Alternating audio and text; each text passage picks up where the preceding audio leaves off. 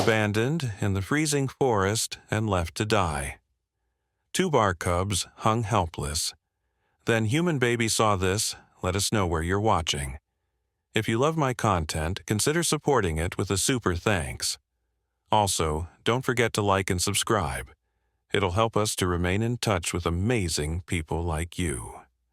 A biting winter wind whistled through the snow-covered forest, where towering pines sagged under the weight of freshly fallen snow. In a small rustic cabin on the forest's edge, 8-month-old Noah Barrett babbled softly near the window, his chubby fingers pressed against the cold glass.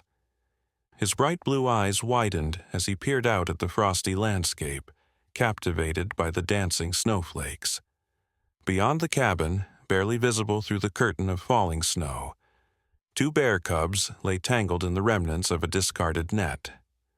Their pitiful whimpers were lost amidst the howling wind.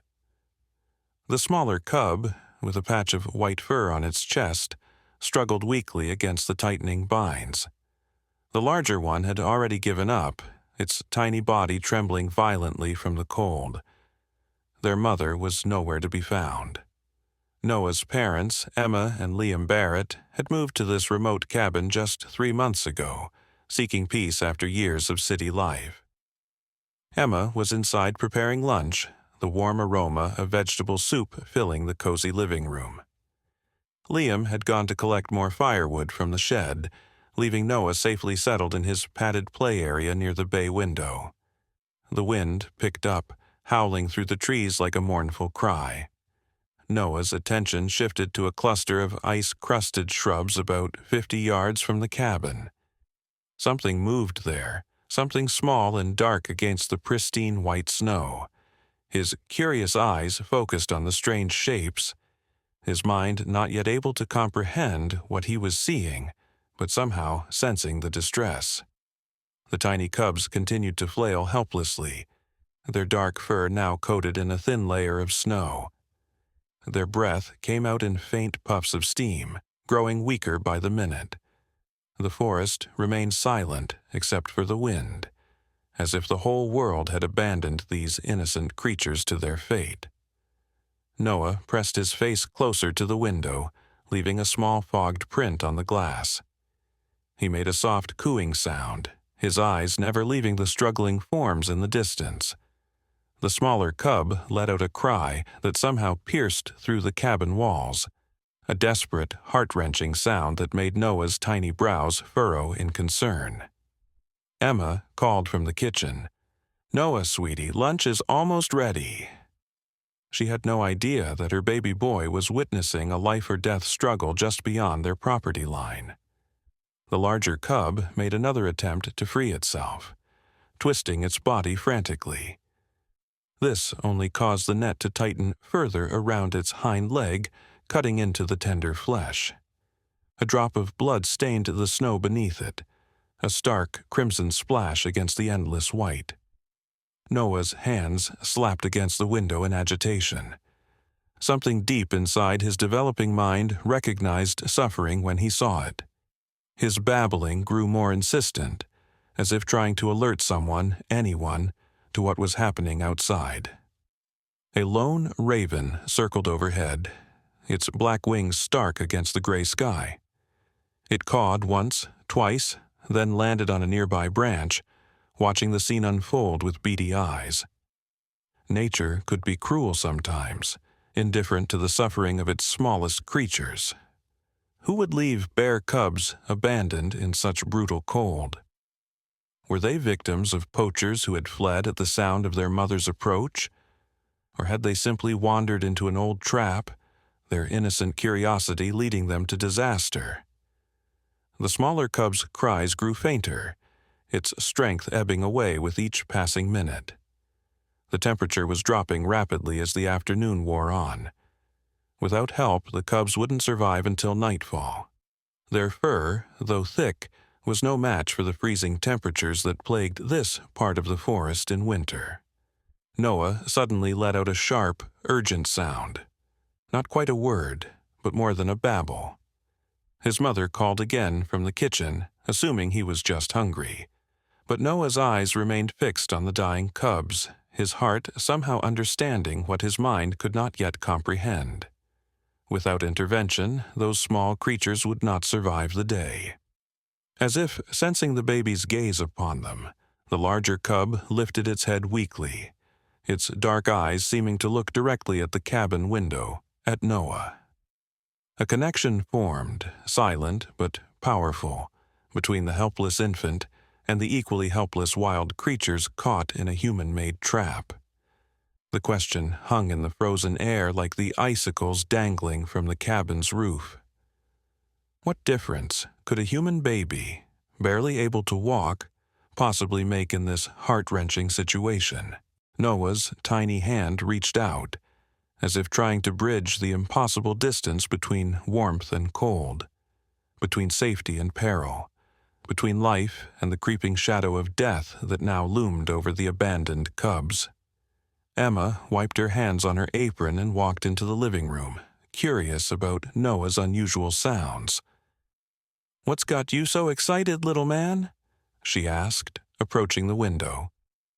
Following her son's gaze, Emma squinted into the swirling snow, but saw nothing unusual.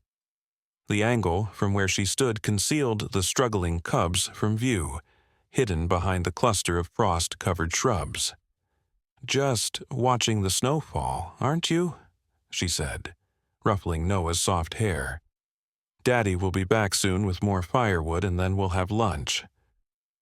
She adjusted the heavy curtains, inadvertently blocking more of Noah's view, and returned to the kitchen to finish preparing their meal. Noah's face scrunched up in frustration.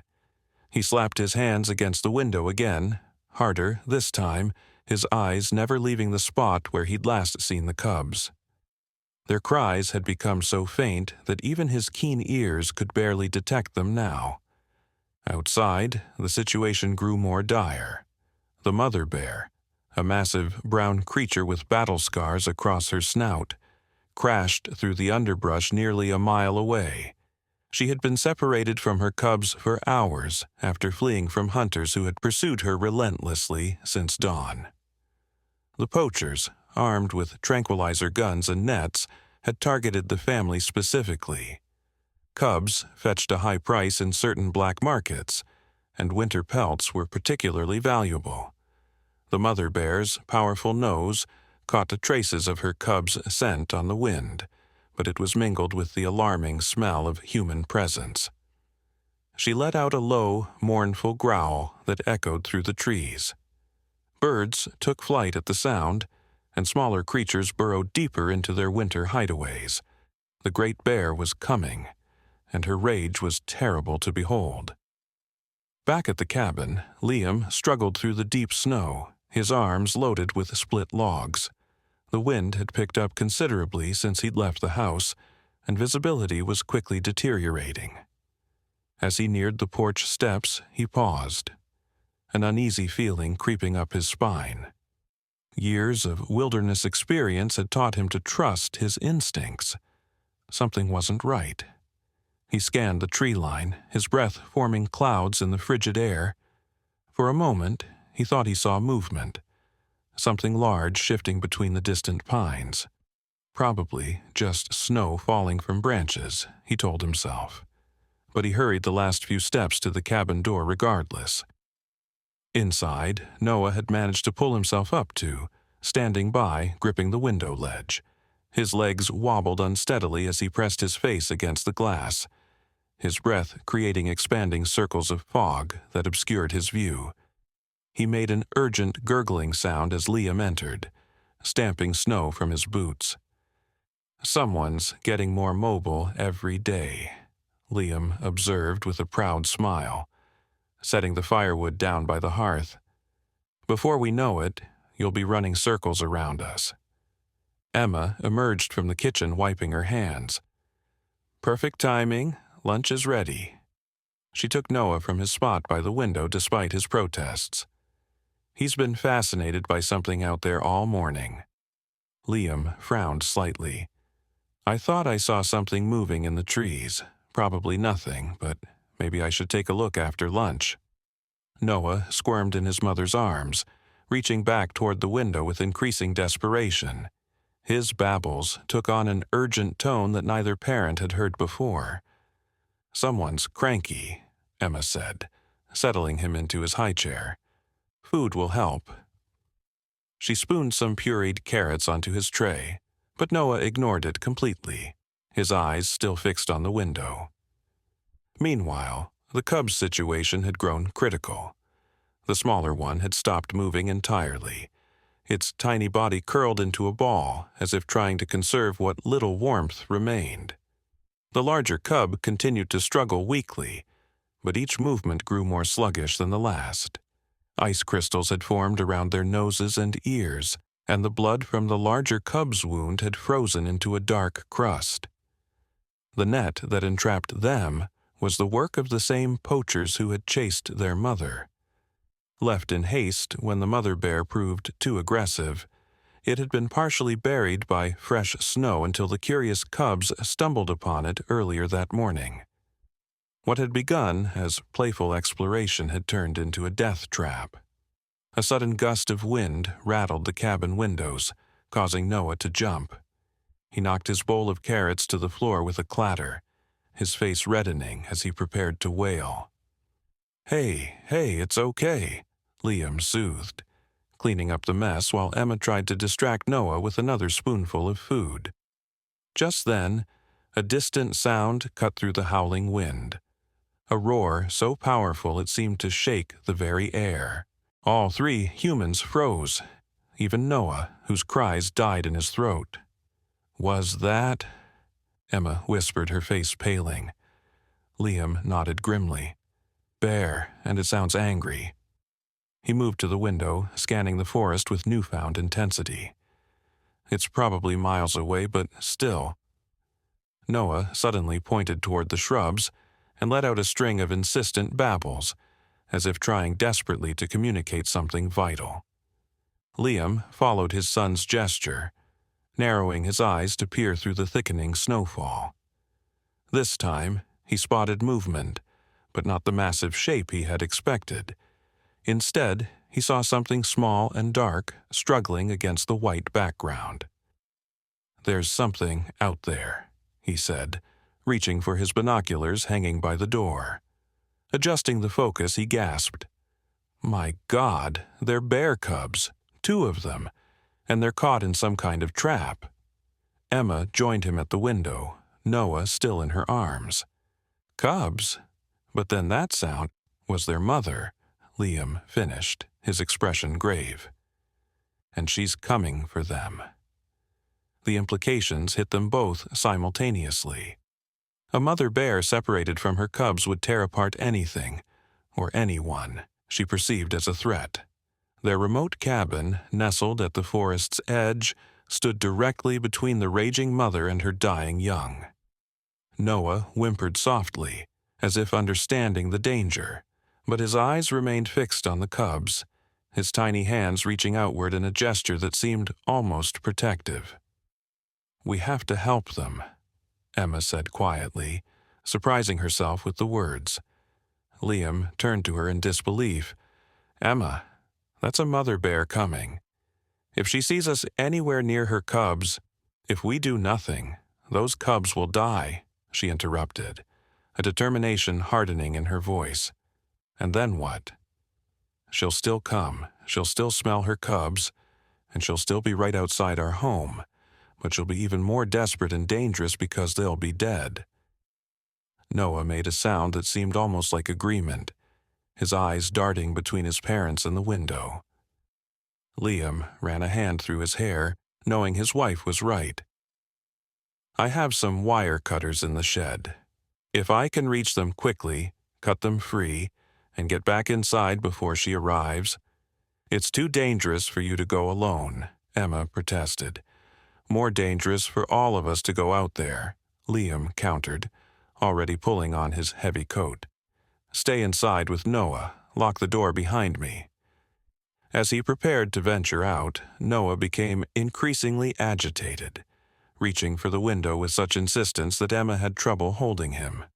"Shh, it's okay," she whispered, bouncing him gently. Daddy's going to help them. But Noah wouldn't be consoled. Something in his developing mind seemed to grasp the gravity of the situation. The desperate cubs, the approaching mother, his father's perilous mission. His wails grew louder as Liam headed toward the door. Just as Liam's hand touched the doorknob, a thunderous crash echoed from somewhere much closer than they'd expected. The sound of splintering wood and breaking branches was followed by another earth-shaking roar, no longer distant but terrifyingly close. The mother bear had arrived, and she was not alone. As Liam peered cautiously through the side window, his blood ran cold. Emerging from the tree line were not one but 3 massive shapes. The mother bear, her fur matted with ice and snow, led the charge.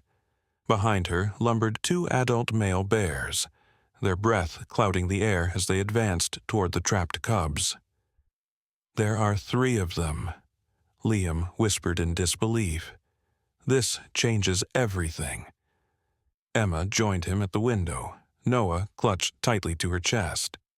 "I don't understand. Bears should be hibernating this time of year, and they're certainly not social animals. Why would 3 adult bears be traveling together?" Liam shook his head, equally baffled. "I don't know. But those males aren't following her to help. During mating season, male bears have been known to—" He trailed off, unwilling to finish the thought. But Emma understood. Male bears sometimes killed cubs that weren't their own. It triggered females to become fertile again. These males might have been drawn by the cubs' distress calls, sensing an opportunity. The mother bear seemed aware of the danger. She positioned herself between the approaching males and her trapped young, rising to her full height with a roar that rattled the cabin windows. Snow and saliva dripped from her powerful jaws as she challenged the intruders. Noah had gone strangely quiet, his eyes wide as he watched the drama unfolding outside. The bears were now fully visible from the cabin, no more than 100 yards away. The mother stood protectively near the shrubs where her cubs lay trapped, while the 2 males circled cautiously looking for an opening. "We can't go out there now," Liam said firmly. "Not with 3 adult bears in a standoff." Emma nodded in reluctant agreement. "But those cubs, they won't last much longer in this cold." Noah suddenly squirmed with such force that Emma nearly dropped him. He pointed insistently at something near the porch, something they hadn't noticed before in their focus on the bears. A hunting rifle leaned against the cabin wall, partially covered by falling snow. Next to it lay a small canvas bag, its contents spilled across the porch steps. Tranquilizer darts gleamed dully in the fading light. "Poachers," Liam breathed, understanding dawning on his face. They must have been chasing the bears and left their equipment when they fled. "But why would they leave their gear?" Emma asked. The answer came in the form of distant shouts and the mechanical roar of snowmobiles approaching from the far side of the forest. The poachers were returning, perhaps emboldened by reinforcements or better weapons. The standoff outside their window was about to become even more dangerous, with the cubs' lives hanging by an increasingly frayed thread. "We need to call for help," Emma said, reaching for her phone. Her fingers trembled as she dialed the local ranger station, but her face fell almost immediately. No signal. The storm must have knocked out the tower again. Liam paced the small living room, his mind racing. If those poachers come back while the bears are fighting, it'll be a bloodbath, and we're caught right in the middle of it. Noah had gone eerily still in his mother's arms, his eyes tracking every movement outside the window. The smaller cub hadn't moved in several minutes. The larger one lifted its head occasionally, as if sensing its mother's presence but too weak to call out. The mother bear let out another thunderous roar, slamming her massive paws into the snow. One of the male bears, darker and slightly larger than the other, responded with a challenging growl, inching closer to where the cubs lay entrapped. The second male circled wider, perhaps looking for a way to flank the protective mother. "They're hunting strategically," Liam whispered in disbelief. "I've never seen bears coordinate like that." Emma clutched Noah tighter. "What if they're not just random males? What if they've been working together to track these cubs?" Liam gave her a skeptical look. "Bears don't work together, Emma. They're solitary animals." "Then explain that," she said, pointing to the deliberate way the males were positioning themselves, almost like wolves setting up an ambush. Before Liam could respond, the distant sound of snowmobiles grew louder. Through gaps in the trees, they could see flashes of movement. At least 3 machines weaving between the pines, heading directly toward the confrontation. The poachers had returned in force, and they were moving fast. "We need to do something," Emma said desperately. "Those cubs, the mother, they'll all be killed." Liam grabbed his heavy winter coat and pulled it on. "I'm going to try for those tranquilizer darts on the porch.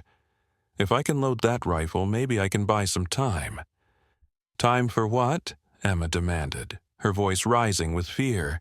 "You can't go out there." "I can't just watch this happen," Liam replied, his jaw set with determination. "Those poachers are breaking a dozen laws. That mother is just trying to protect her young. And those cubs—" He glanced at Noah, who was watching him with wide, solemn eyes. "Those cubs deserve a chance." Emma saw the resolve in her husband's face and knew there would be no changing his mind. "Be careful," she whispered, standing on tiptoe to kiss him quickly. "Come back to us."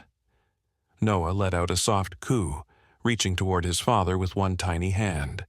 Liam gently grasped his son's fingers. "I'll be right back, buddy. Keep an eye on things for me, okay?" With a final nod to Emma, Liam crept to the door, eased it open just enough to slip through, and disappeared onto the snow-covered porch.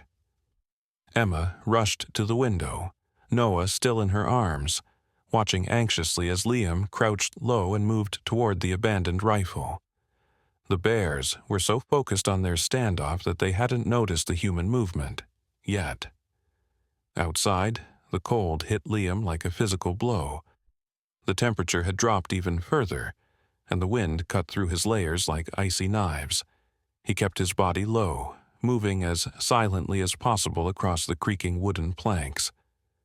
Snow had partially buried the rifle and the canvas bag, forcing him to dig with his gloved hands to uncover them. His fingers closed around the cold metal of the rifle just as a new sound split the air. A high, thin wail coming from the trapped cubs. The larger one had managed to cry out at last, perhaps sensing rescue was near. The sound galvanized all 3 adult bears into action. The mother charged toward her cubs with surprising speed for such a massive creature. The 2 males, momentarily startled by her sudden movement, hesitated before pursuing. That brief hesitation saved Liam's life. He snatched up the rifle and the bag of tranquilizer darts and dove back toward the cabin door, just as all 3 bears crashed through the underbrush, sending snow and broken branches flying in all directions. Emma flung the door open at the last second, and Liam tumbled inside, kicking it shut behind him. "They're moving," he gasped, struggling to catch his breath. "All of them, heading straight for the cubs." Through the window, they watched in horror as the mother bear reached her trapped young. She sniffed them frantically, pawing at the net with growing distress. The smaller cub still hadn't moved, but the larger one responded weakly to its mother's presence. The male bears approached more cautiously now, perhaps wary of the mother's protective rage. But they didn't retreat. Their intention was clear. They were waiting for an opportunity. "The darts," Emma reminded Liam, who was still trying to regulate his breathing. "Do you know how to use them?" Liam examined the rifle with expert hands. Standard tranquilizer gun, but there are only 3 darts, one for each bear with no room for error. He looked up at her, his expression grim. And if I use them on the bears, the poachers will still come. They'll just have easier targets. Noah suddenly squirmed in Emma's arms, pointing not at the bears, but at something else. A dull metallic glint half buried in snow near the tree line. It was so subtle that neither adult had noticed it. "What is that?" Emma asked, squinting to see better through the swirling snow. Liam raised the binoculars again, adjusting the focus. "It looks like some kind of trap trigger.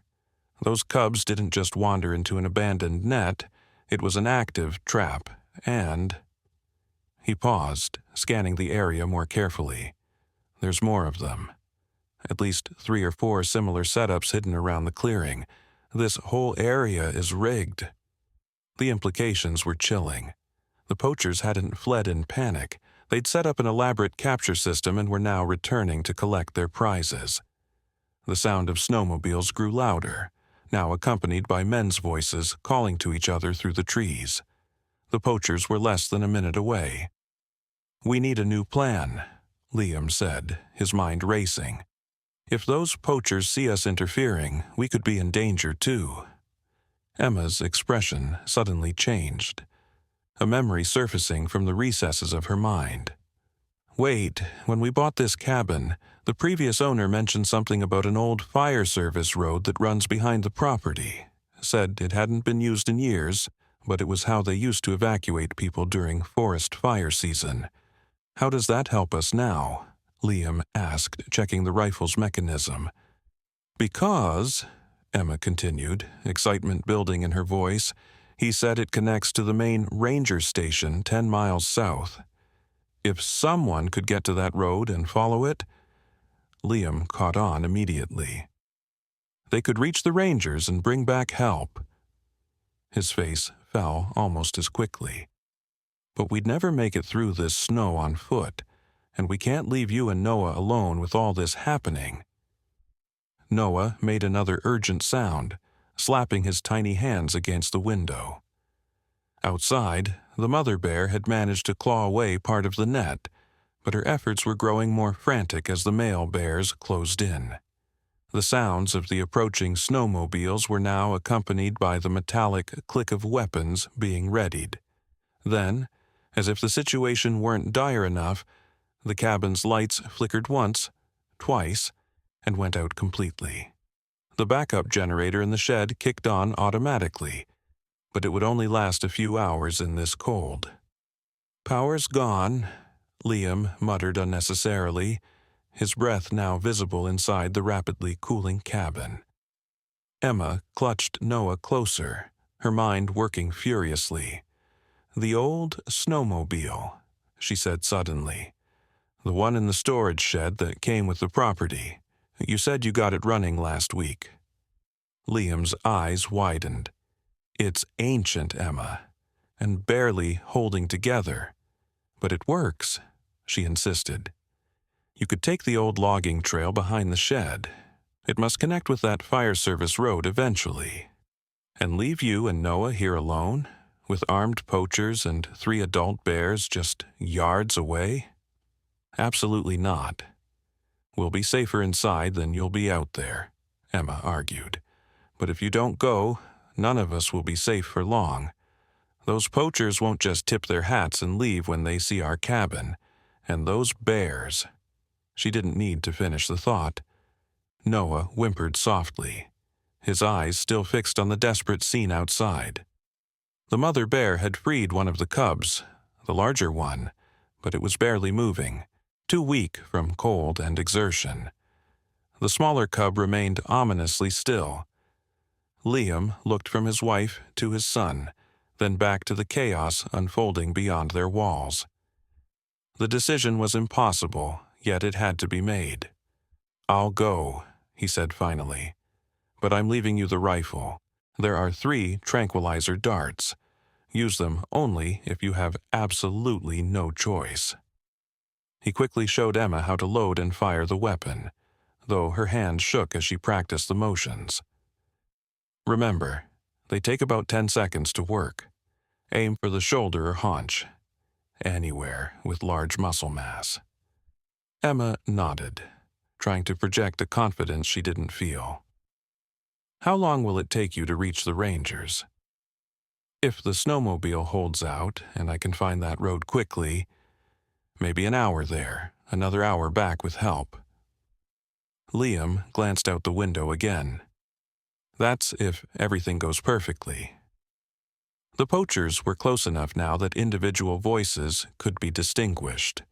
Rough, angry shouts as they coordinated their approach. The bears remained locked in their standoff, but the males had managed to position themselves between the mother and her cubs, cutting off her access to the smaller, still motionless cub. "I'll go out the back way, through the mudroom," Liam said, gathering supplies with rapid efficiency. A flashlight, extra batteries, emergency flares, his heaviest gloves. "Barricade the doors behind me. Don't open for anyone but me or the Rangers." Emma fought back tears as she helped him prepare, stuffing energy bars into his pockets. What about the cubs? What if the mother can't reach them in time? Liam's face was a mask of concentration. "We have to trust that she'll protect them until help arrives. There's nothing more we can do without risking our own lives." Noah, who had been unnaturally quiet during their exchange, suddenly began to cry. Not his usual hungry or tired wail, but something different. Something almost mournful, as if he understood exactly what was at stake.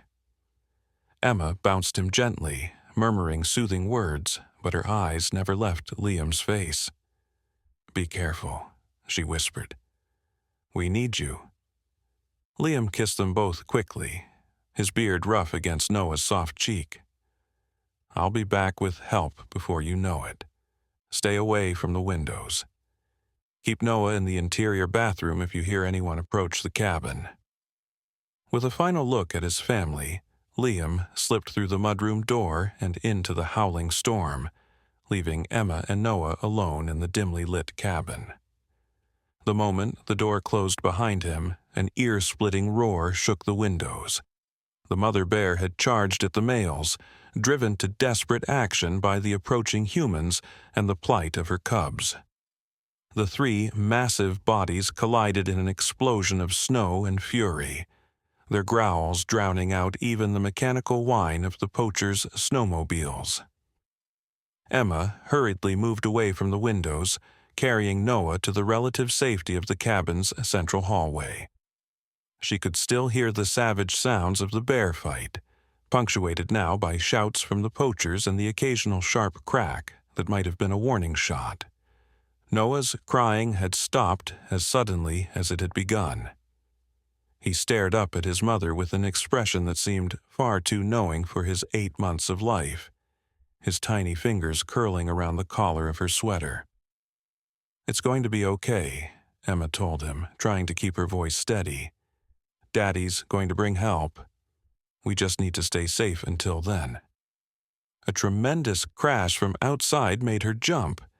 It sounded like something large had slammed against the side of the cabin. The walls trembled, and a fine dusting of snow sifted down from the ceiling beams. Noah's eyes widened, but he didn't cry out.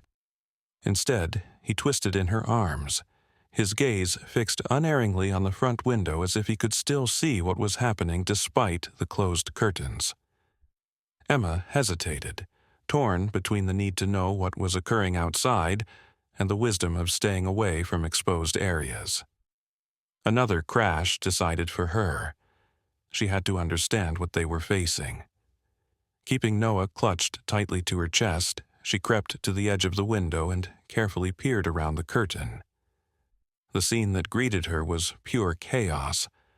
One of the male bears lay sprawled in the snow, either unconscious or dead, a tranquilizer dart protruding from its shoulder. The mother bear was locked in combat with the remaining male, their massive bodies rising and falling in a deadly dance of claws and teeth. Blood stained the snow around them. Whose, it was impossible to tell. The poachers had arrived at the edge of the clearing, 5 men in heavy winter gear, their faces concealed behind ski masks and goggles. 2 carried rifles with scopes, while the others wielded what looked like catch poles with metal loops designed to snare animals. Their snowmobiles idled behind them, engines growling. The trapped cubs were now fully exposed, the mother's desperate attack having cleared away the concealing shrubs. The larger cub was moving weakly, trying to drag itself toward the shelter of the forest, with one leg still entangled in the remnants of the net. The smaller one remained motionless, a tiny dark bundle against the white snow. One of the poachers raised his rifle, taking aim at the fighting bears. Another gestured toward the cubs, clearly giving orders to capture them while the adults were distracted. Emma's heart pounded in her chest. Where was Liam? Had he made it to the snowmobile? Would he find the ranger station in time? She was so focused on the scene outside that she almost missed the soft click from the cabin's rear door, the mudroom entrance that Liam had used to leave. Emma froze, straining to listen over the sounds of battle outside. There it was again, the distinct sound of metal on metal, like someone testing the lock. Someone was trying to get into the cabin, and it wasn't Liam. He'd only been gone for minutes, nowhere near enough time to have returned with help. Emma retreated silently to the hallway, her mind racing. The rifle, with its precious tranquilizer darts, lay on the kitchen counter, but to reach it, she'd have to cross in front of the mudroom door. Whoever was out there would see her. Noah sensed her tension and began to whimper softly. Emma pressed a gentle finger to his lips, her eyes never leaving the darkened hallway that led to the mudroom. The cabin's generator lights cast long shadows, creating perfect hiding places for any intruder who managed to breach their sanctuary. The lock jiggled again, more insistently this time. Then came a sound that chilled Emma's blood, the quiet rasp of metal on metal, like a tool being inserted into the lock. Someone was picking the lock. And judging by the skill and speed with which they worked, it wasn't their first time breaking into a remote cabin. Emma made a split-second decision. Cradling Noah close, she slipped into the narrow pantry adjacent to the kitchen, pulling the slatted door nearly closed. Through the thin wooden slats, she had a partial view of both the mudroom entrance and the rifle on the counter. If someone came in, she would wait until they passed, then make a dash for the weapon. The lock finally surrendered with a muted click. The door swung open slowly, allowing a gust of frigid air to sweep into the cabin. Heavy boots crunched on the entryway mat, one set, then another. 2 intruders, moving with the cautious precision of hunters. "Cabins occupied," a gruff voice murmured. "Saw the generator running." "Check for weapons," another voice replied, this one higher but equally tense. "We need to secure this place before Victor and the others bring in the cubs." Poachers. They had split into 2 groups, one to handle the bears, the other to establish a safe processing location. And they had chosen the Barrett's cabin. Emma pressed herself deeper into the pantry shadows, her hand covering Noah's mouth to stifle any sound he might make. The baby seemed to understand the danger. He remained perfectly still in her arms, his eyes wide but silent. Through the pantry slats she watched as the first poacher, a tall man in a black winter jacket, moved directly to the kitchen counter and spotted the tranquilizer rifle. "Sergei," he called softly to his companion. "They have one of our guns." The second man appeared from the direction of the living room, his face now visible beneath his raised ski mask. Middle-aged, with a puckered scar running from his left eye to his chin. "The family that owns this place must have found our drop," he said in a heavily accented voice. "Search the rest of the cabin. Find them." Emma's breath caught in her throat. They knew someone was here. Perhaps they had seen signs of the family through the windows earlier, or maybe they had been watching the cabin for days, planning their operation. The first poacher picked up the rifle, checking its mechanism with expert hands. 3 darts missing, he reported. That explains the big male outside. The Rangers must have been tipped off, Sergei replied, his voice hardening. We need to move quickly. Check the bedrooms. As the first man moved down the hallway toward the cabin's small bedrooms, Sergei remained in the kitchen, pulling out a satellite phone. Victor, we have a problem, he said into the device. The cabin is occupied, and they've used one of our tranquilizer guns. Possible Ranger involvement? No, we haven't found anyone yet, but they're here somewhere. Yes, we'll be ready in 5 minutes. Secure the cubs and bring them in. Emma's mind raced frantically. The poachers planned to use their cabin as a base of operations. Liam was gone, possibly for hours. The tranquilizer rifle, their only weapon, was now in enemy hands. And somewhere outside, a desperate mother bear fought to protect her young while armed men closed in. Noah shifted slightly in her arms, his tiny fingers curling around a loose strand of her hair. The simple, trusting gesture nearly broke her. Her baby needed her to be strong, to find a way out of this nightmare. As if in response to her silent prayer, a new sound cut through the tense atmosphere. The distant, distinctive whoop of a siren. Someone was coming up the forest road, and they were coming fast. Sergei's head snapped up at the sound. Rangers, he hissed into the phone. They're coming. Abort the operation. I repeat, abort. The first poacher came running back down the hallway. No one in the bedrooms. They must have fled. Leave the tranquilizer, Sergei ordered, already heading for the mudroom door. It's evidence now. Victor will have to abandon the cubs. Meeting point B in 30 minutes. They were leaving, but for how long? And what about the cubs? Would the poachers kill them rather than leave them behind as evidence? The mudroom door slammed shut as the poachers fled toward their hidden snowmobiles. Emma remained frozen in place, listening intently as engines roared to life and faded into the distance. The sirens grew louder. Help was coming. But would it arrive in time for the cubs? And where was Liam? Had he somehow reached the Rangers already? Or was this response due to something else entirely? Noah squirmed in her arms, making soft, insistent sounds. His gaze was fixed on the window again, his expression one of urgent concern. Emma made a decision. Still clutching Noah tightly, she emerged from the pantry and moved cautiously to the window. The bear fight appeared to have ended. Both males were down, one from the tranquilizer dart and the other motionless after the brutal battle with the mother. The mother bear herself was nowhere to be seen, but the cubs remained where they had been. The larger one weakly struggling, the smaller one still unnervingly silent. The poachers who had been approaching the cubs were now retreating hastily to their snowmobiles, abandoning their operation as the sound of sirens drew nearer. Without the immediate threat of the poachers in her home, Emma's focus returned to the suffering cubs.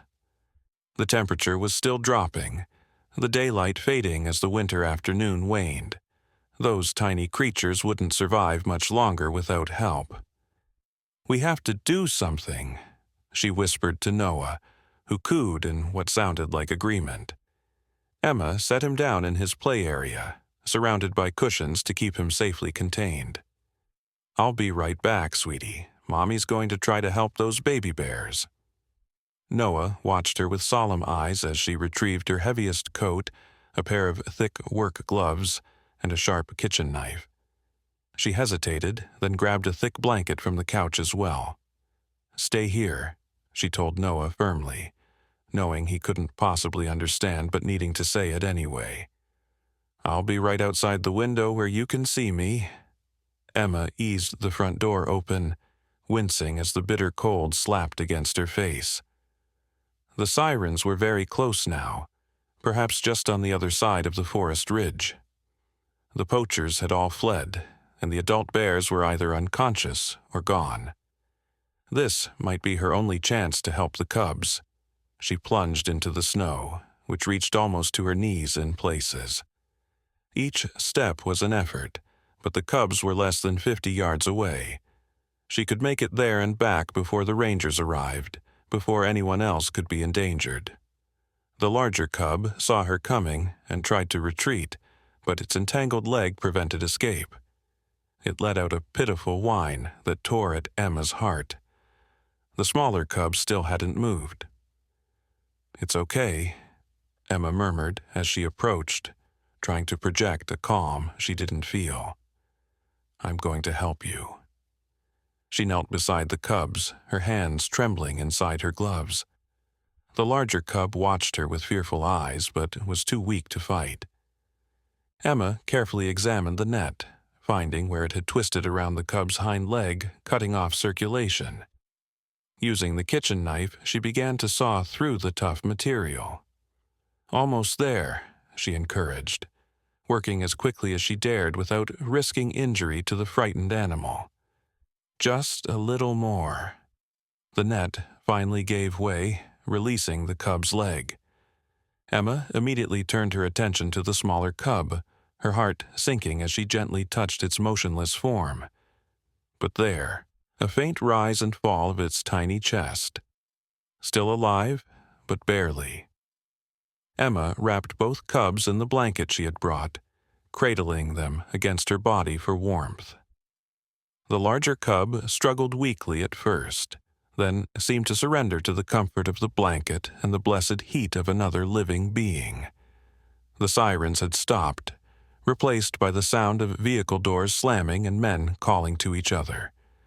The rangers had arrived at the cabin's front road. Emma stood carefully, the bundled cubs held securely in her arms, and began to trudge back toward the cabin. Each step was more difficult than the last, her boots breaking through the snow crust and sinking deep with the added weight of her precious cargo.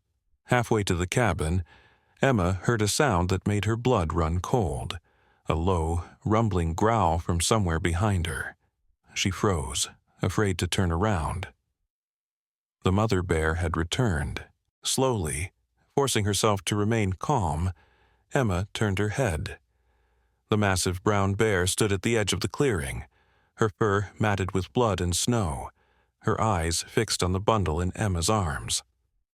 Steam rose from the bear's muzzle with each breath, and her powerful muscles tensed beneath her thick coat. Emma's instincts screamed at her to run, but she knew that would be fatal. Instead, she slowly sank to her knees in the snow, still cradling the cubs. "I'm trying to help them," she whispered, knowing the bear couldn't understand her words but hoping her tone might somehow convey her intentions. "They're still alive. Both of them." The mother bear took a step forward, then another, her massive paws leaving deep impressions in the snow. Emma's heart hammered in her chest, but she remained still, gently loosening the blanket so the cubs were more visible. The larger cub, sensing its mother's presence, let out a weak cry. The sound seemed to ignite something in the smaller cub, which finally stirred, its tiny head emerging from the folds of the blanket.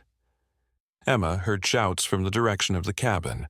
The rangers had spotted her and were now racing toward her position, no doubt seeing the enormous bear approaching a kneeling woman in the snow. "Don't shoot," Emma called out, her voice carrying clearly in the cold air. "She's just protecting her cubs." The mother bear paused at the sound of Emma's shout, her head swinging between the approaching rangers and the woman holding her young. She let out another warning growl, this one louder, more threatening. "Ma'am, don't move," a male voice called out. "We're coming to help you." Emma could see them now, 3 figures in the distinctive green uniforms of the Forest Service, moving cautiously through the snow with tranquilizer rifles raised. Behind them, at the cabin door, stood another ranger, seemingly checking on something inside. Noah. Emma's heart seized with sudden fear. In her desperate mission to save the cubs, she had left her baby alone in the cabin. What if he had managed to crawl out of his cushioned area? What if he had hurt himself trying to reach the window? The mother bear took another step toward Emma, close enough now that Emma could smell her wild, musky scent. Behind the bear, more movement caught Emma's eye. Shadowy figures at the forest's edge, partially concealed by the trees. The poachers hadn't all fled. Some had remained, watching, waiting for an opportunity.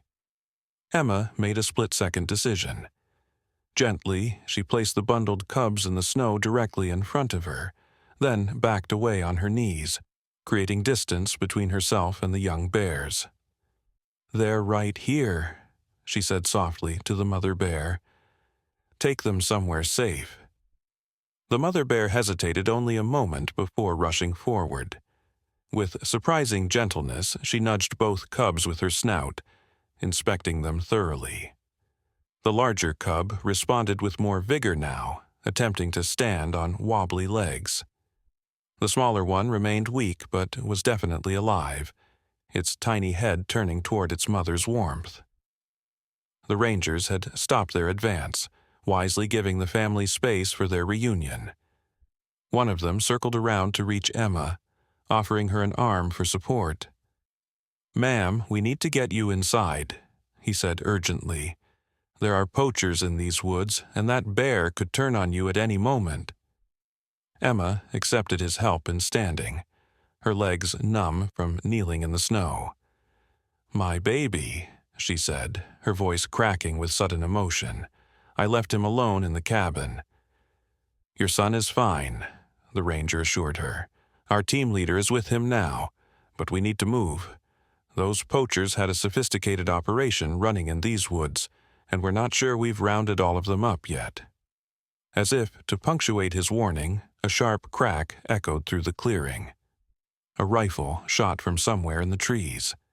The mother bear reared up with a roar of pain and fury, blood blooming bright red against her brown fur where the bullet had struck her shoulder. "Run!"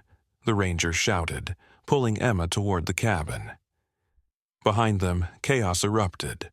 The mother bear charged toward the trees where the shot had originated, her rage giving her new strength despite her injury. The cubs remained in the snow, their blanket now half buried in the fresh powder that had begun to fall. Emma tried to turn back. "The cubs! We can't leave them." "We'll come back for them," the ranger promised, his grip on her arm unyielding as he propelled her toward safety. "But right now we need to get you inside." More gunshots rang out, followed by shouts and the sound of splintering wood as the enraged mother bear crashed through the underbrush in pursuit of her attackers. The poachers had made a critical mistake. Wounding rather than killing the massive animal had turned a dangerous situation deadly. Emma and the ranger reached the cabin just as another shot thundered through the clearing. This one came from one of the other rangers, who had taken aim at a figure attempting to flee from the trees on the far side of the property. "Got him!" the ranger called out. "That's 3 down, but there might be more." Inside the cabin, Emma rushed to Noah, who was being held by a female ranger with a kind face and watchful eyes. The baby's face lit up at the sight of his mother, his arms reaching for her with desperate eagerness.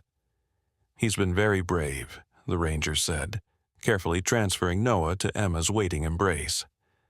"Didn't cry once, just kept watching the window." Emma clutched her son tightly, pressing her face against his soft hair. "I'm so sorry I left you, sweetheart," she whispered. "Mommy had to help the baby bears." Noah made a soft cooing sound and patted her cheek with his tiny hand, as if to say he understood completely. The lead ranger, a tall man with a weathered face and salt and pepper beard, approached Emma with a grim expression. "Ma'am, we're going to need to move you and your son to a safer location. This cabin is right in the middle of an active wildlife trafficking operation, and there may still be armed poachers in the area. Emma looked up sharply. My husband. He went for help on an old snowmobile. He was trying to reach the ranger station through the back trails. The ranger's expression changed, concern etching new lines into his forehead. We haven't encountered anyone on the trails. When did he leave? About 40 minutes ago, Emma replied, her stomach tightening with fresh worry. He said it would take him an hour to reach you. The lead ranger exchanged glances with his colleagues. The storm is getting worse, and those back trails aren't marked. If he got disoriented. He didn't need to finish the thought. Liam could be lost in the blizzard, his tracks already covered by fresh snow. Or worse, he could have encountered the fleeing poachers. We need to find him, Emma said, her voice stronger now. And those cubs, they won't survive out there alone. One problem at a time, ma'am, the ranger replied, his tone gentle but firm. We've got a team of 5 here now, with more on the way. 2 will escort you and your son to the ranger station where you'll be safe. The rest of us will search for your husband and secure the wildlife. Emma wanted to argue, to insist on staying until Liam was found, but Noah's weight in her arms reminded her of her first responsibility. Her son needed to be someplace warm and safe, away from armed poachers and wounded bears. All right, she conceded reluctantly, but please find him and help those cubs if you can. The female ranger who had been holding Noah began gathering a few essential items: diapers, formula, a change of clothes for the baby. We'll take good care of them, she assured the lead ranger.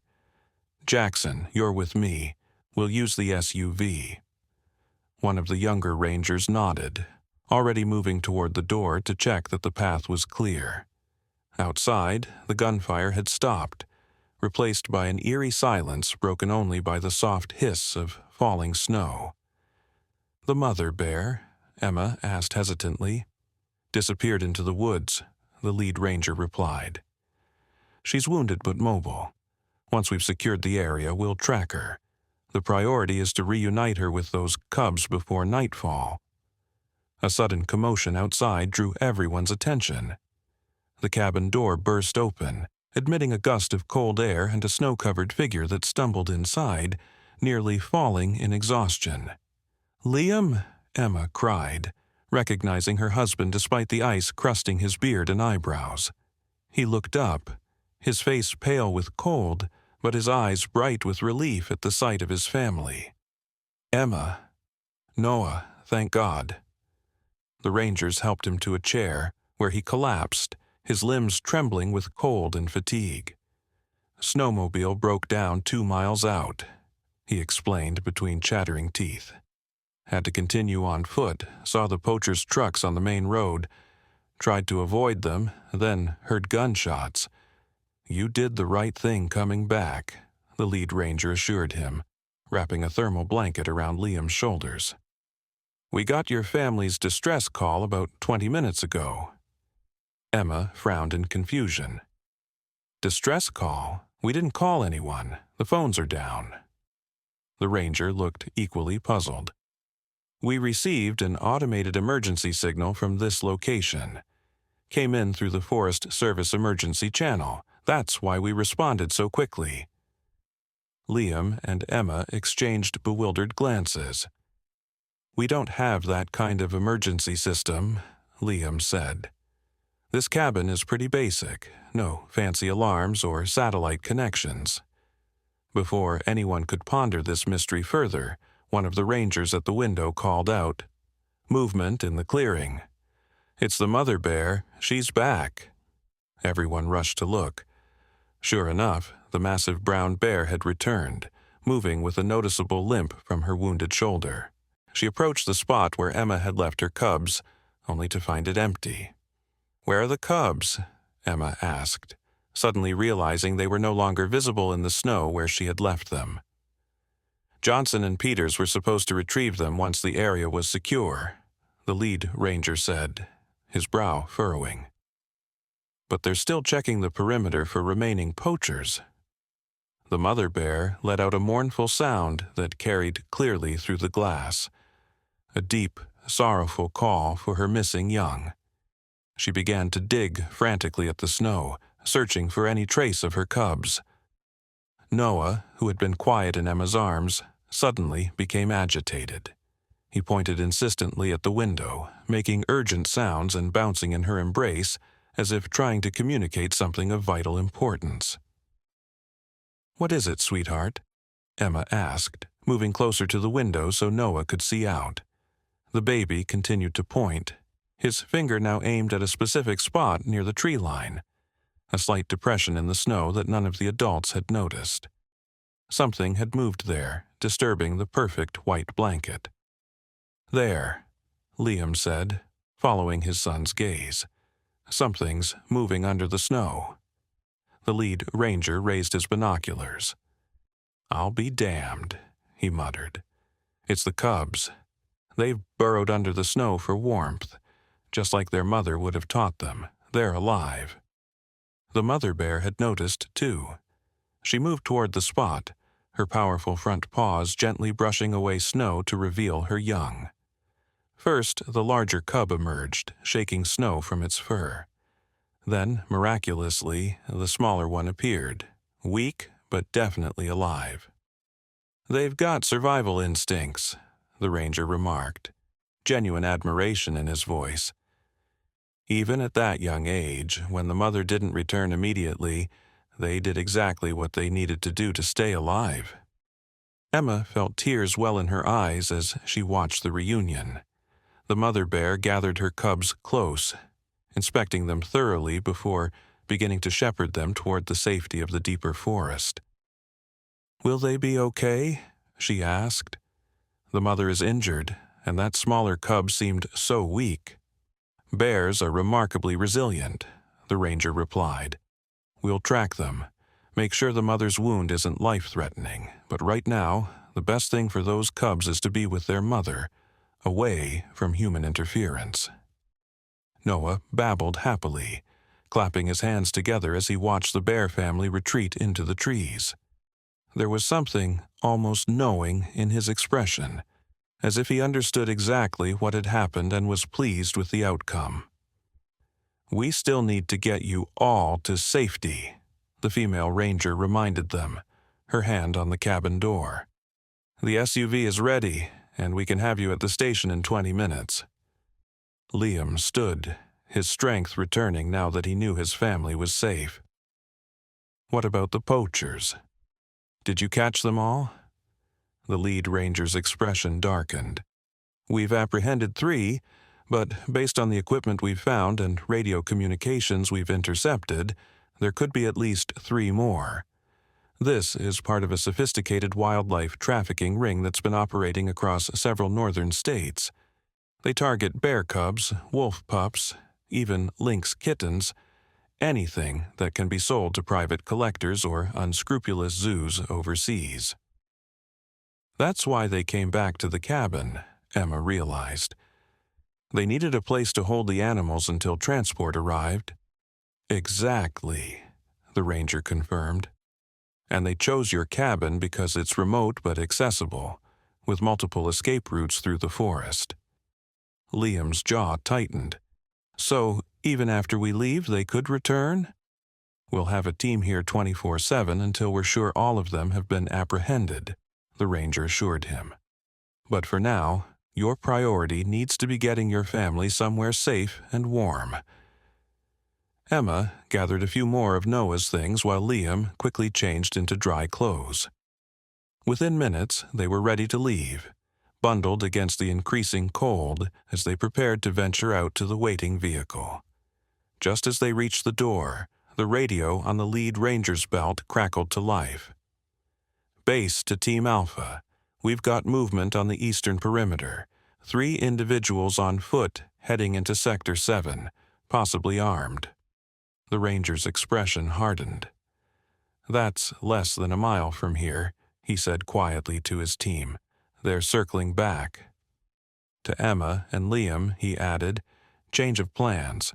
We need to move you out right now, the back route. But the SUV, Emma began. Too visible, the ranger cut in. These poachers are professionals.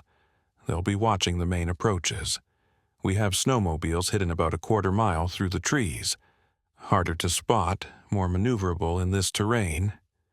Liam nodded grimly, taking Noah from Emma's arms to allow her to put on her heaviest coat. We're ready. Lead the way. The female ranger and her partner moved to the cabin's rear exit, checking the surroundings before signaling that it was clear. One by one, they slipped out into the gathering darkness, their footsteps immediately muffled by the falling snow. Emma cast one last look at their cabin, their home, wondering if they would ever see it again, or if the poachers would destroy it out of vengeance. Then Liam took her hand, and they plunged into the forest, following the rangers into the deepening night. The small group moved silently through the trees, their progress slow but steady. Noah, bundled against Liam's chest in a makeshift carrier fashioned from a blanket, remained remarkably quiet, as if sensing the need for stealth. The only sounds were the soft crunch of snow beneath their boots and the distant hooting of an owl somewhere in the canopy above. After 15 minutes of careful navigation, they reached a small clearing where 2 snowmobiles waited, cleverly concealed beneath snow-covered tarps. The rangers quickly uncovered them, checking the engines with practiced efficiency. "I'll take the baby and Mrs. Barrett," the female ranger said, adjusting her machine. "Jackson, you take Mr. Barrett. We'll use Route 3. It's longer but further from the poacher's last known position." Liam carefully transferred Noah to Emma, who allowed the ranger to secure them both to the snowmobile with special straps designed for passenger safety. The baby's eyes were wide with wonder at the strange machine, his mittened hands reaching out to touch its sleek surface. "Ready?" the ranger asked, her voice barely audible above the wind that had begun to howl through the trees. Emma nodded, tightening her hold on Noah. "Ready?" The rangers started the engines, the sound seeming impossibly loud in the quiet forest. They needed to move quickly now. The noise would carry, alerting anyone within a half-mile radius to their presence. The machines lurched forward, carving twin paths through the virgin snow as they accelerated into the gathering darkness. Emma closed her eyes briefly, offering a silent prayer for their safety and for the mother bear and her cubs, still out there somewhere in the vast wilderness. They had traveled perhaps a mile when the first shot rang out, echoing through the trees like a crack of thunder. Emma instinctively curled her body around Noah, shielding him as the ranger swerved the snowmobile sharply to the right, taking them behind a massive fallen log. "Stay down," the ranger ordered, already drawing her service weapon. "They've spotted us." Liam and the other ranger pulled up alongside them, cutting their engine to listen. For several seconds, nothing moved in the darkening forest. Then came the distinctive crunch of footsteps on snow, approaching from the east. "They're trying to flank us," Jackson whispered, his rifle already raised. "At least 2, maybe 3. The female ranger made a quick decision. "Change of plan, we split up. I'll create a diversion, draw them away from the family. Jackson, you get them to the secondary meeting point. Radio for backup once you're clear." "Wait," Emma protested, but the ranger was already restarting her snowmobile. "It's standard procedure, ma'am," she assured Emma with a tight smile. "I'll be fine. These poachers may be well equipped, but they don't know these woods like we do." Before anyone could argue further, she gunned the engine and shot out from behind their cover, deliberately making as much noise as possible as she raced away through the trees. As she'd predicted, 2 shots followed her, both missing but confirming the poachers had taken the bait. "Now," Jackson whispered, helping them back onto the remaining snowmobile. This time, he took Noah, securing the baby in a special harness against his chest, protected by the bulk of his tactical vest. "Mr. Barrett, you drive. I need my hands free to return fire if necessary." Liam nodded grimly, taking the controls while Emma climbed on behind him, her arms circling his waist in a death grip. The ranger settled behind her, his rifle ready as he scanned the darkened forest for threats. "Head northeast," he instructed Liam. "Stay in the densest parts of the forest. The trees will provide cover." Liam started the engine and eased the snowmobile forward, picking up speed gradually to minimize noise. Emma pressed her cheek against his back, drawing comfort from his solid presence as they fled deeper into the wilderness. Behind them, more shots echoed, followed by the fainter sound of a snowmobile engine revving high. Their colleague was still leading the poachers away, still alive and mobile. Emma sent up another silent prayer for the brave ranger's safety. They traveled for what seemed like hours, but was probably only 20 minutes, the forest growing denser around them as they moved into areas rarely visited by humans. The snow had stopped falling, and occasionally breaks in the cloud cover allowed moonlight to filter through, casting an ethereal glow over the pristine landscape. "We're almost there," Jackson said from behind them, his voice tight with tension but edged with relief. "Another half-mile to the—" His words cut off abruptly as something large and dark burst from the trees directly in front of them. Liam swerved hard, nearly sending them all flying as the snowmobile skidded sideways in the snow. The mother bear stood in their path, her massive form silhouetted against the moonlit snow. Behind her, barely visible, her cubs huddled together at the base of a pine tree. The bear's wounded shoulder glistened with fresh blood, and her breath came in labored pants that fogged the cold air. "Don't move," Jackson whispered, his rifle halfway raised but not aimed directly at the bear. "She's injured and scared. One wrong move could trigger an attack." Noah, who had been silent throughout their flight, suddenly made a soft cooing sound and reached out toward the bear with one mittened hand. The mother bear's head swung toward the sound, her dark eyes fixing on the baby with an intensity that made Emma's heart stop. For an endless moment no one moved, the humans frozen in place on their idle snowmobile, the bear standing protectively before her cubs, the forest holding its breath around them. Then, incredibly, the bear lowered her massive head in what almost seemed like a gesture of recognition. She made a soft huffing sound to her cubs, who immediately struggled to their feet and moved closer to her. "I don't believe it," Jackson murmured. "She remembers you. Or at least she recognizes that you helped her cubs."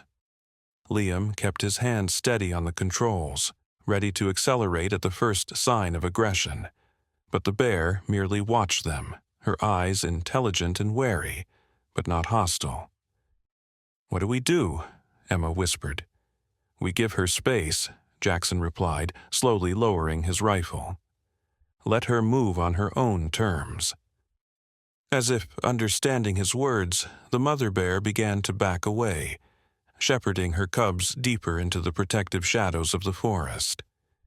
Within moments, they had vanished completely, their passage marked only by a subtle disturbance in the snow.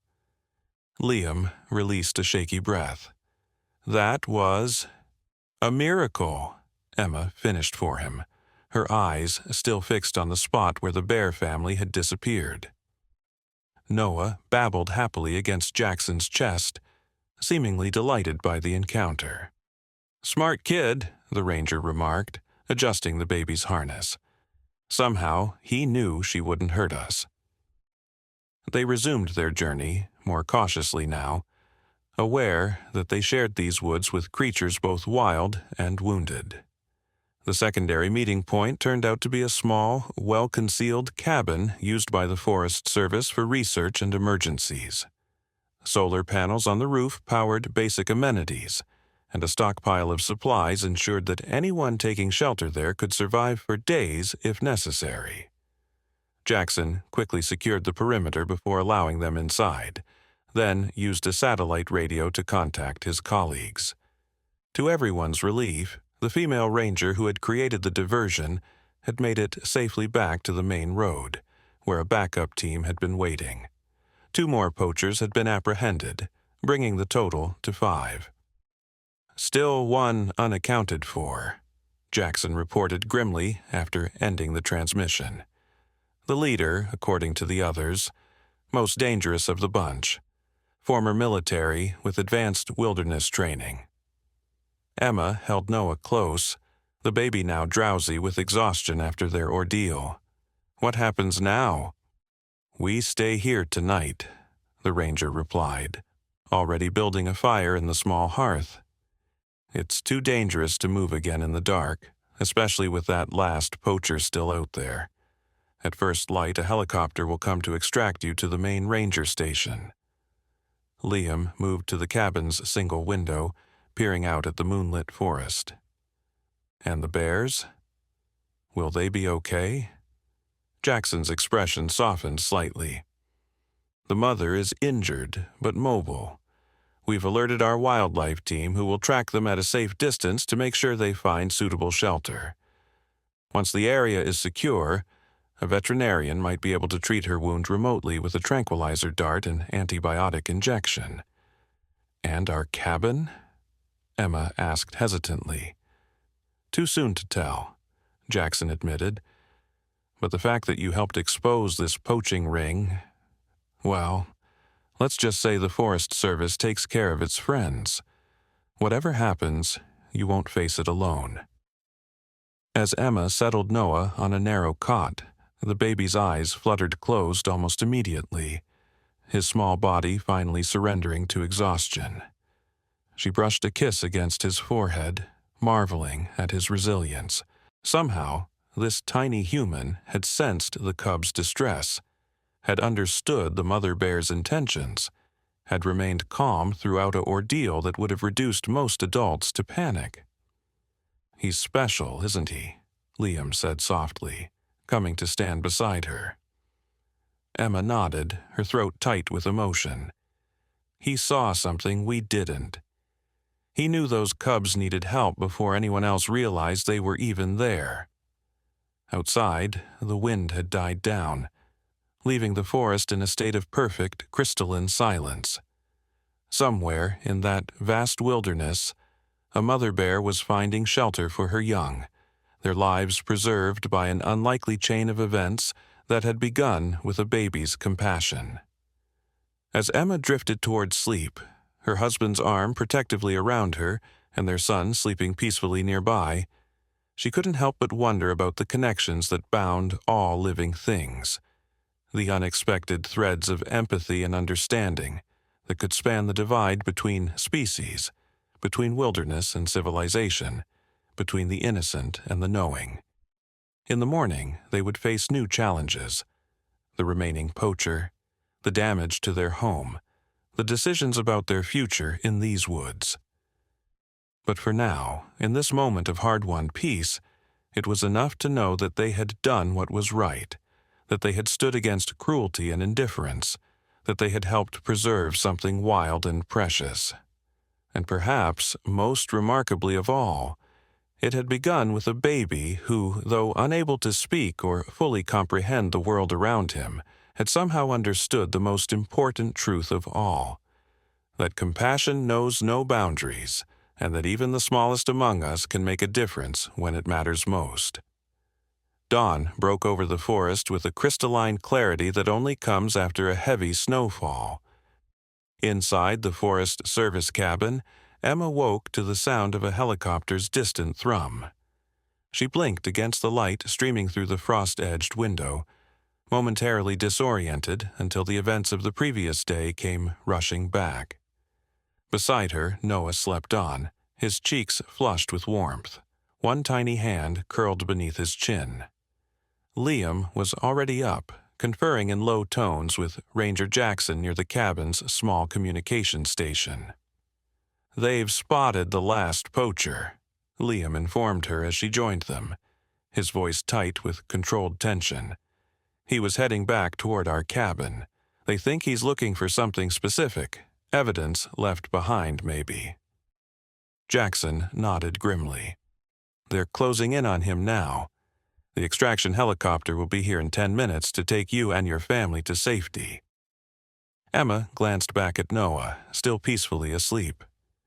"And the bears? Any news?"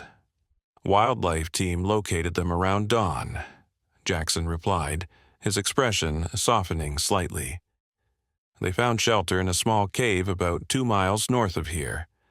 The mother's wound doesn't appear to be life-threatening, and both cubs seem to be recovering from their ordeal."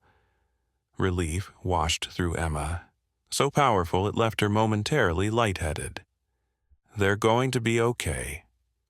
"Bears are incredibly resilient," Jackson said with a hint of admiration, "especially when protecting their young." The cabin's radio crackled to life with sudden urgency. "Base to Outpost 3. Suspect is armed and has breached the Barrett cabin. Requesting immediate backup. Over." Jackson snatched up the handset. "Outpost 3 receiving. Extraction team is inbound to our location. Will redirect after civilian pickup. Over." The radio crackled again. "Negative, Outpost 3. Suspect has initiated incendiary device. Repeat, cabin is now burning. Fire team en route, but heavy snowfall is impeding access. Over." Emma gasped, her hand flying to her mouth. Their home, their beautiful cabin in the woods with all their belongings, their memories, Noah's tiny handprints preserved in clay on the mantelpiece, was burning. Liam's face hardened into a mask of anger and grief. Why would he do that? What could he possibly gain from burning our home? Jackson's expression was grim as he continued to monitor the radio traffic. Spite, maybe, or he's destroying evidence. These wildlife trafficking rings operate with military precision. They don't leave witnesses or traces behind. Noah stirred on the cot, perhaps sensing the tension in the room. His eyes opened, blinking sleepily before focusing on his mother's face with that peculiar intensity that sometimes made Emma feel he could see right through her. "It's okay, sweetheart," she murmured, lifting him into her arms despite knowing it was anything but okay. Their home was gone, their safety compromised, their peaceful life in the woods shattered by violence and greed. The sound of the helicopter grew louder, no longer a distant hum but an insistent throb that seemed to vibrate through the cabin walls.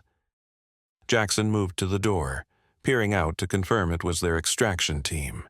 "Time to go," he announced, already gathering their meager belongings. "Pilot says visibility is good but deteriorating. We need to move now." Liam helped Emma bundle Noah into his warmest clothes, both parents moving with the efficient coordination that comes from practice and shared purpose. The baby remained unusually quiet, his eyes darting between their faces as if trying to understand the gravity of their situation. Outside, snow swirled around the helicopter as it settled into a small clearing 50 yards from the cabin. The pilot kept the rotors spinning, ready for immediate takeoff once they were aboard. Jackson led the way, creating a path through the knee-deep snow, while Liam followed with Noah securely strapped to his chest. Emma came last, taking one final look at the forest that had been their home. Something moved at the edge of her vision, a flash of dark brown against white snow, almost indistinguishable unless you knew what to look for. The mother bear stood at the tree line, her cubs nowhere in sight but undoubtedly hidden safely nearby. She seemed to be watching their departure, her massive head slightly tilted as if in curiosity or farewell. Emma raised her hand in a gesture that felt both foolish and profoundly necessary. "Thank you," she whispered, though the bear couldn't possibly hear her over the helicopter's roar. "Take care of your babies." For a moment, just the briefest instant, the bear's posture shifted, almost like a nod of acknowledgement. Then she turned and disappeared into the dense forest, leaving no trace except a subtle disturbance in the pristine snow. The helicopter ride was mercifully brief, the aircraft skimming just above the treetops to avoid the worst of the turbulence. Noah, to everyone's surprise, seemed to enjoy the experience, his eyes wide with wonder as he gazed out the window at the white landscape below. "Look at that," Liam murmured, pointing to a plume of dark smoke rising from their former home. "All gone." Emma squeezed his hand, fighting back tears. "Not everything. We have what matters most." The ranger station was a hub of activity when they arrived, vehicles coming and going, officers in various uniforms conferring in tight clusters, radios crackling with updates from teams in the field. They were ushered immediately into a warm office where a kind-faced woman offered them hot drinks and a place for Noah to play safely. "Chief Collins will be with you shortly," she assured them. "He's coordinating the final apprehension of the remaining suspect." As if summoned by her words, a tall man with graying hair and the weathered complexion of someone who spent most of his life outdoors strode into the room. Despite his obvious fatigue, he carried himself with an air of quiet authority that immediately commanded respect. "Mr. and Mrs. Barrett," he greeted them, shaking their hands firmly. "I'm Chief Ranger Collins. First, let me assure you that we've apprehended the last poacher. He's in custody and being transported to federal authorities as we speak." Liam nodded stiffly. "And our cabin?" Collins's expression softened with regret. "I'm afraid there wasn't much the fire team could do. The structure was fully engulfed by the time they arrived. I'm deeply sorry for your loss." Emma felt a fresh wave of grief wash over her, but it was tempered by the knowledge that they had escaped with their lives and had perhaps saved other lives in the process. "The cubs," she said, looking up at the chief. "Will someone continue to monitor them, make sure they're okay?" Collins smiled slightly, seemingly surprised but pleased by her concern. "Yes, ma'am. Our wildlife team will keep track of that family through the winter. The mother's injury has been treated with a long-range antibiotic dart. Both cubs appear to be gaining strength. Their chances are good." Noah, who had been contentedly exploring a basket of toys provided by the station staff, suddenly looked up at the mention of the cubs. He made a soft sound and held out his hands, opening and closing them in a gesture that seemed almost like a request for more information. The chief chuckled. "Remarkable little fellow you have there. My team tells me he was the first to spot those cubs in trouble. Some kind of sixth sense, perhaps." Emma and Liam exchanged glances, a silent communication passing between them. Noah had always seemed unusually attuned to his surroundings, especially to animals. This incident had only confirmed what they had begun to suspect. Their son possessed a rare sensitivity to the natural world, an empathy that transcended normal human limitations. "What happens now?" Liam asked, pulling Noah onto his lap. "Our home is gone. Everything we owned was in that cabin." Chief Collins sat down across from them, his manner straightforward but compassionate. "We've arranged temporary housing for you in town. The Forest Service has emergency funds for situations like this, and my office will help you navigate the insurance claims. Additionally, ... He hesitated, seeming to choose his words carefully. "The wildlife trafficking ring you helped expose has been on our radar for years. Their operation spanned 3 states and was responsible for the disappearance of dozens of protected species. Your actions not only saved those bear cubs, but helped us dismantle an entire criminal enterprise. We were just trying to survive," Emma said quietly, bouncing Noah gently on her knee. "We never expected to be in the middle of something so dangerous." Sometimes the most important actions are the ones we take without thinking, Collins replied. The choice you made to help those cubs, despite the danger to yourself, that's what made all the difference. A young ranger appeared at the door, holding a tablet. Chief, you might want to see this. The wildlife team just sent it in.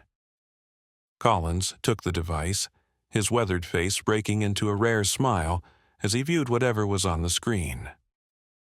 Mrs. Barrett, I think you and your family should see this. He turned the tablet toward them. On the screen was a video feed from what appeared to be a remote camera. The image showed a small cave entrance partially obscured by fallen snow. Inside, barely visible in the shadows, lay the mother bear. Her massive form curled protectively around her cubs. The smaller cub, once so still and lifeless, was now actively nursing, while the larger one slept peacefully against its mother's warm fur. A timestamp in the corner showed that the footage was live, captured just minutes ago. They're really okay, Emma whispered, tears welling in her eyes. Noah leaned forward, his small hands reaching for the tablet. When his fingers touched the screen, he made a sound of pure delight, as if greeting old friends. We've set up a wildlife rehabilitation fund in your family's name, Collins continued, gently taking back the tablet. The Barrett Family Fund for Wildlife Protection. There's been substantial interest from conservation groups already, especially once the story breaks about how you helped bring down this trafficking ring. Liam looked stunned. That's incredibly generous, but we never sought recognition. The best heroes never do, Collins replied simply. Now, there's one more thing we need to discuss. He leaned forward, his expression turning serious once more. Your cabin site. While the structure itself is gone, the land is still yours. The question is, do you want to rebuild there? Emma and Liam exchanged uncertain glances. The memory of their burning home, of armed poachers stalking through the woods, of the terror they had felt. It was all still too fresh, too raw. I don't know, Liam admitted. Part of me says we should find somewhere safer, especially with Noah. That's understandable, Collins nodded. However, there's something else you should consider. He pulled out a map of the forest, spreading it on the table between them. Your property sits at a unique junction between 3 different wildlife corridors. It's virtually irreplaceable from a conservation standpoint. If you decided not to rebuild, we'd be very interested in purchasing the land to expand the protected forest area. You want to make it part of the national forest? Emma asked, immediately seeing the value in such a proposal. Yes, but with a special provision. Collins traced a circle on the map, encompassing their property and the surrounding area. This whole section would be designated as a special wildlife sanctuary, with restricted human access, and... He paused, a slight smile touching his lips. We'd name it after your son, the Noah Barrett Wildlife Sanctuary. Noah, as if recognizing his name, let out a happy gurgle and clapped his hands. I don't know what to say, Liam managed, clearly moved by the proposal. You don't have to decide right now, Collins assured them. Take some time. Consider all your options. The temporary housing is yours for as long as you need it. Later that evening, in the cozy 2-bedroom apartment the Forest Service had arranged for them in the nearby town, Emma stood by the window, watching snow fall gently on the street below. Noah had finally fallen asleep after his exciting day, and Liam was in the shower, washing away the last physical remnants of their ordeal. Her thoughts drifted to the mother bear and her cubs, safe in their cave, surviving against the odds. There was something profoundly reassuring about their resilience, about the way life persisted even in the harshest conditions. Liam emerged from the bathroom, his hair still damp, and joined her at the window. "Penny, for your thoughts." "I was thinking about Colin's offer," she said softly. "About the wildlife sanctuary." "What do you think?" he asked, slipping an arm around her waist. Emma leaned into his embrace, drawing comfort from his solid presence. I think Noah showed us something important out there. Something about connection, about responsibility. He saw those cubs when no one else did, and he understood something that we adults missed." Liam nodded slowly. "The sanctuary would protect that entire area, including where the bears live. And Noah's name would be associated with something meaningful, something lasting," Emma added. "A place where animals could be safe from poachers and other threats." "We could still be connected to the forest," Liam mused. "Just in a different way. Maybe that's better than trying to reclaim what we lost." A soft sound from the bedroom drew their attention. Noah, stirring briefly before settling back to sleep. "He'll grow up knowing that his first real adventure led to something beautiful," Emma said, her decision crystallizing in that moment. "That even the smallest among us can make a profound difference." 3 months later, on a bright spring morning, the Barrett family stood with Chief Collins and a small gathering of Forest Service personnel and conservation activists at the edge of what had once been their property. The charred remains of their cabin had been carefully removed, leaving only the stone foundation as a reminder of what had been. Noah, now almost a year old and increasingly mobile, toddled happily through the new grass that had already begun to reclaim the disturbed ground. The forest was awakening from its winter slumber, buds bursting on every branch, birdsong filling the air with joyful proclamations of new beginnings. "It gives me great pleasure," Collins announced to the assembled group, "to officially dedicate the Noah Barrett Wildlife Sanctuary. This 500-acre preserve will serve as a critical protected habitat for countless species, including the bears that inspired its creation." A simple wooden sign had been erected at what would now be the sanctuary's main entrance, the only place where limited human access would be permitted. Noah's name stood out in carved letters, a permanent testament to one baby's compassion and one family's courage.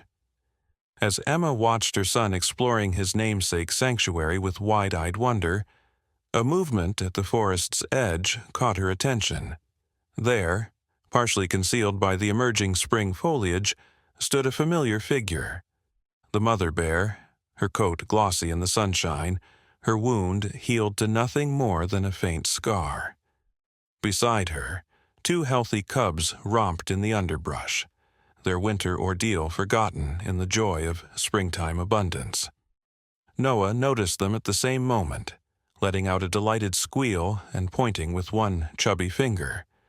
The mother bear's head turned at the sound, her intelligent eyes seeming to recognize the small human who had somehow bridged the vast divide between their worlds during that desperate winter day.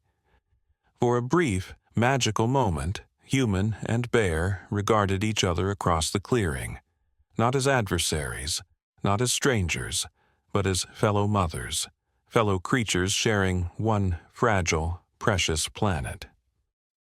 Then, with a gentle huff to her cubs, the bear turned and melted back into the forest that was now, officially and forever, their protected home. Emma lifted Noah into her arms, pressing a kiss to his soft hair. "See that, little one? You did that. You saved them." Noah babbled happily, reaching toward the spot where the bears had disappeared. Perhaps he was simply expressing a baby's natural enthusiasm, or perhaps he understood something deeper about the connection he had forged that winter day.